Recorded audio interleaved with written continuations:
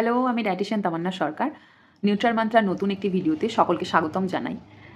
আজকে আমি কতগুলো খাদ্যের কথা বলব, যেটা ইভিনিং স্ন্যাক্সে আপনারা রাখতে পারবেন এবং যেটা লো ক্যালোরি হবে, ওয়েট লসে হেল্প করবে, সেরকম কিছু খাবার।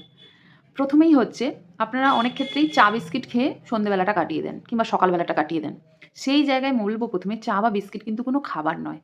তো সেখান থেকে যদি আপনারা নিজেদেরকে একটু বাঁচাতে চান, প্লাস পেট ভরাতে চান, হেলদি খেতে চান, প্রথমেই ট্রাই করুন হচ্ছে শুকনো খোলায় বা বালিতে ভাজা চিড়ে। নুন ছাড়া বা মসলা ছাড়া যে চিড়ে আমরা পাই, কিনতে পাই, যদি না পাই তাহলে প্লেন চিড়ে শুকনো কিনে এনে বাড়িতে শুকনো কাঠখোলায় ভেজে রাখুন। দ্বিতীয় হচ্ছে, শীতকালে বিভিন্ন ধরনের সবজি পাওয়া যায়।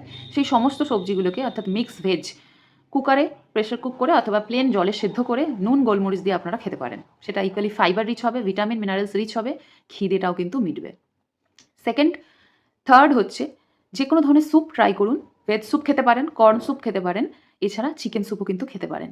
এটা খুব উপাদেয় একটা খাবার। জ্বরের জন্য ঠান্ডা লাগলে গোলমরিচ সহযোগে, আদা সহযোগে যদি খান কিংবা শীতকালে উষ্ণ রাখতে নিজেকে, স্যুপ কিন্তু খুব উপাদেয় একটি খাবার। ৪ নাম্বার, আপনারা মাখানা রাখতে পারেন, ড্রাই মাখানা। একটু অল্প ঘি রোস্ট করে বাড়িতে রেখে দিন। আ সন্ধ্যের টাইমটা যেখানে খুব অল্প কিছু খেতে হয় কিন্তু না খেলেও অনেকটা গ্যাপ পড়ে যায়, এরকম একটা কোনো সিচুয়েশনে আপনারা মাখানা রাখতে পারেন। ৫ নাম্বার হচ্ছে পপকর্ন বা যেকোনো কর্ন বা ভুট্টা, যেটা আমরা রোস্টেড পাই সেটা খেতে পারেন। আদারওয়াইজ কর্ন স্যুপ খেতে পারেন, সুইট কর্ন চাট করে খেতে পারেন, সেদ্ধ করে বয়েলড কর্ন খেতে পারেন।